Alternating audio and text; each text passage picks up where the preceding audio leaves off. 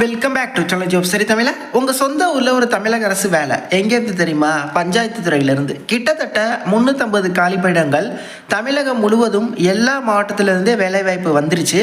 இந்த வேலைவாய்ப்புக்கு எழுத்து தேர்வு அப்படிங்கிறது கிடையாது, நேர்காணல் மட்டும்தான்.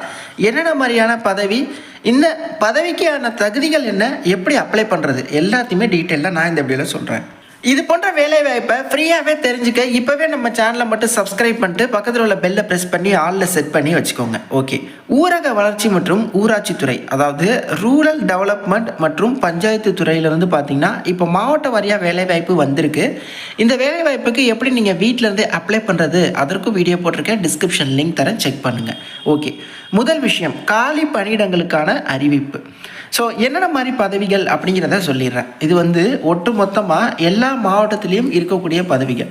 மொத்தமாக 4 விதமான பதவிகள் இருக்குது. ஓகே, ஆனால் இந்த 4 விதமான பதவிகளும் கட்டாயம் எல்லா மாவட்டத்திலையும் இருக்குமானா அப்படின்னா இது அந்தந்த மாவட்டங்களில் பணியிடங்களை பொறுத்து இந்த பணியிடங்கள் மாறும். சில மாவட்டங்களில் ஈப்பு ஓட்டுநர், இரவு காவலர் இருக்கும். சில மாவட்டங்களில் பதிவுரை எழுத்தரும், அலுவலக உதவியாளர் இருக்கும். சில மாவட்டங்களில் 4 பணியிடங்களுமே இருக்கும். ஸோ உங்கள் மாவட்டத்தில் எப்படி செக் பண்ணுறது அப்படிங்கிறதையுமே சொல்கிறேன். இந்த டிஎன்ஆர்டி வேலைவாய்ப்பை பொறுத்தவரையும் கிட்டத்தட்ட 5 வருடங்களுக்கு அப்புறம் வந்திருக்கு. நிறைய தமிழக இளைஞர்கள் அப்ளை பண்ணணும் அப்படிங்கிறதுக்காக தான் இந்த வீடியோ நான் உங்களுக்கு போஸ்ட் பண்ணுறேன். மொத்தமாக 4 விதமான பதவிகள்.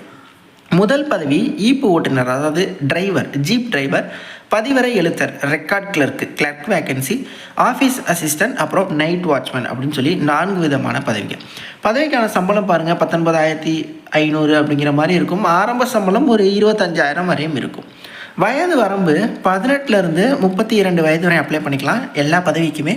பிசி, எம்பிசி, டிஎன்சி, பிசிஎம்னா 34 வயது வரையும், எஸ்சி, எஸ்சிஏ, எஸ்டினா 42 வயது வரையும் அப்ளை பண்ணிக்கலாம் அப்படின்னு சொல்லியிருக்காங்க. இது பார்த்திங்கன்னா டிரைவர் பதவிக்கு.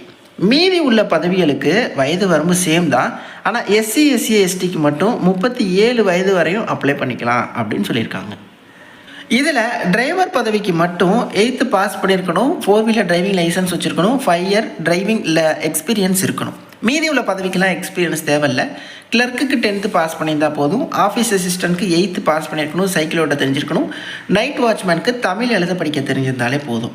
100 ரூபாங்க ஃபீஸு. எஸ்சி, எஸ்டி அவங்களுக்குலாம் 50 ருபீஸ். வர செப்டம்பர் 30 இந்த வேலைவாய்ப்புக்கு நீங்கள் ஆன்லைனில் அப்ளை பண்ணணும். எல்லாருமே ஒரே வெப்சைட்டில் தான் அப்ளை பண்ணணும்.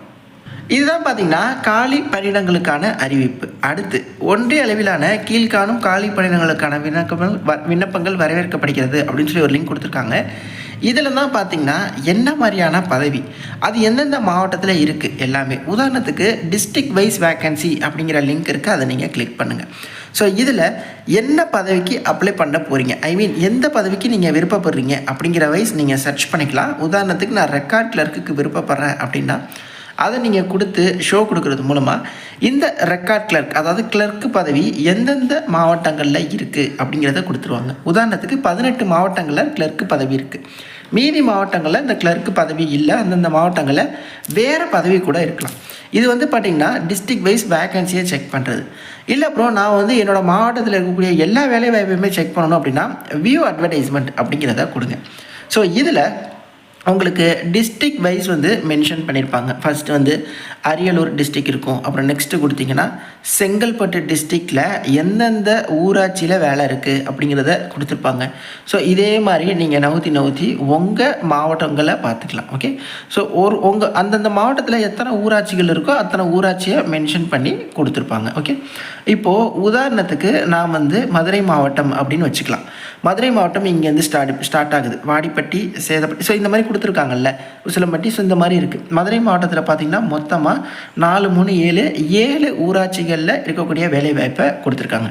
நான் திருமங்கலத்துக்கு அப்ளை பண்ண போகிறேன் அப்படின்னா அந்த திருமங்கலத்துக்கு இருக்கக்கூடிய டவுன்லோடை கிளிக் பண்ணுறேன். கிளிக் பண்ணால் எனக்கு திருமங்கலத்தில் இருக்கக்கூடிய வேலைவாய்ப்புக்கான அந்த நோட்டீஸ் எனக்கு டவுன்லோட் ஆகிடும். ஸோ இது முற்றிலும் தமிழில் தான் இருக்கும். 1ஆம் தேதியிலேருந்து 30/9 அப்ளை பண்ணிக்கலாம். இந்த திருமங்கலத்தில் பதிவிரை எழுத்தர் அப்படிங்கிற ஒரு பதவி இருக்குது அப்படின்னு சொல்லியிருக்காங்க. ஸோ இந்த இடத்துல மென்ஷன் பண்ணியிருக்காங்க ஒரு பதவி இருக்குது அப்படின்னு சொல்லிட்டு. வேறு எந்த பதவியும் இந்த திருமங்கலம் ஊராட்சி ஒன்றியத்தில் இல்லை. ஓகே, இன்கேஸ் உங்களுக்கு இந்த பதவி விருப்பம் இல்லை அப்படின்னா, நீங்கள் உங்கள் மாவட்டத்துக்குள்ளே எந்தெந்த ஊராட்சியில் விருப்பம் இருக்கோ அதில் ஏதாவது ஒரு ஊராட்சிக்கு அப்ளை பண்ணிக்கோங்க. ஏதாவது ஒரு விண்ணப்பங்கள் மட்டும் நீங்கள் போடுங்க. ஓகே. பதிவுரை எழுத்தர் இதற்கான தகவல் எல்லாமே கொடுத்துருப்பாங்க. சம்பள தகவல் சொல்லியிருந்தேன், அப்புறம் வயது வரம்பு தகவல் சொல்லியிருந்தேன். எல்லாமே நான் அந்த பொது இதில் சொல்லியிருந்தேன். இந்த நோட்டிஃபிகேஷனை நீங்கள் உற்று நோக்க வேண்டியது என்ன அப்படின்னா, இப்போ எவ்வளோ பணியிடங்கள் இருக்குது, அந்த பணியிடங்கள் இன சுழற்சி விவரம் அப்படின்னு சொல்லி கொடுத்துருப்பாங்க. பொது போட்டி தான் கொடுத்துருக்காங்க. அந்த இருக்கிற ஒரு பதவி ஜென்ரல் டேர்னில் தான் கொடுத்துருக்காங்க. ஆனால் ப்ரியாரிட்டியில் கொடுத்துருக்காங்க. முன்னுரிமை பெற்றவரில் வருது. முன்னுரிமை பெற்றவர் அப்படின்னா அவங்களுக்கு ஏதாவது ஒரு முன்னுரிமை இருக்கணும். தமிழ் வழியில் கல்வி படித்தவங்க, மாற்றுத்திறனாளிகள், கவர்மெண்ட்காக லேண்ட் கொடுத்தவங்க, கலப்பு திருமணம் பண்ணவங்க, இந்த மாதிரி ஏதாவது ஒரு முன்னுரிமையில் இருந்தால் தான் நீங்கள் இந்த ஒரு பதவிக்கு அப்ளை பண்ண முடியும். ஆனால் ஜிடி அப்படின்னு இருக்கிறதுனால நீங்கள் எந்த கமிட்டியாக இருந்தாலும் பரவாயில்ல, ஆனால் ஏதாவது ஒரு முன்னுரிமை இருந்தால் தான் அப்ளை பண்ணணும் அப்படிங்கிறத சொல்லியிருக்காங்க. இந்த இன சுழற்சி விவரங்கள் அப்படிங்கிறது ரொம்ப ரொம்ப முக்கியமானது.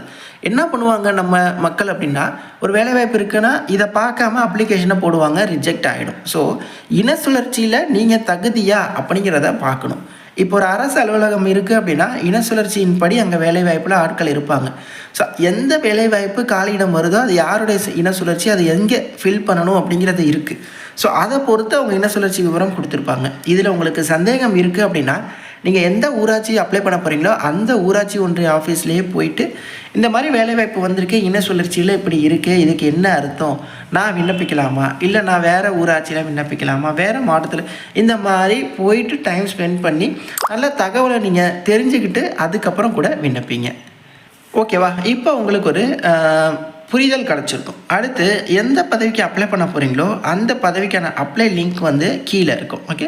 ஸோ இந்த இடத்துல உதாரணத்துக்கு ஆஃபீஸ் அசிஸ்டண்ட் அப்படின்னா அதற்கான அப்ளை லிங்கை தொட்டு இந்த ஃபார்மை மட்டும் நீங்கள் சப்மிட் பண்ணால் மட்டுமே போதுமானது இந்த வேலைவாய்ப்புக்கு நீங்கள் அப்ளை பண்ண மாதிரி.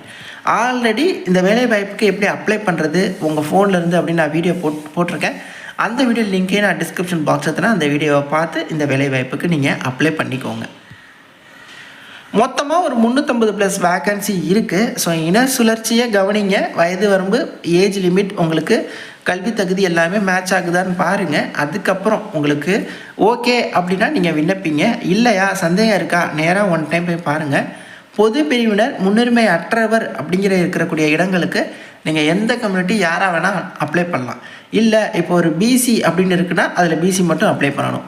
முன்னுரிமை பெற்றவர் அப்படிங்கிறது இருக்குது அப்படின்னா தயவுசெய்து முன்னுரிமை பெற்ற கம்யூனிட்டியில் ஏதோ ஒருத்தவங்க தான் அப்ளை பண்ண முடியும். சில இடங்களில் என்ன டைப் ஆஃப் முன்னுரிமை அப்படிங்கிறது மென்ஷன் பண்ணியிருப்பாங்க. ஸோ அந்த டைப் ஆஃப் முன்னுரிமை பெற்றவர் தான் அப்ளை பண்ண முடியும்.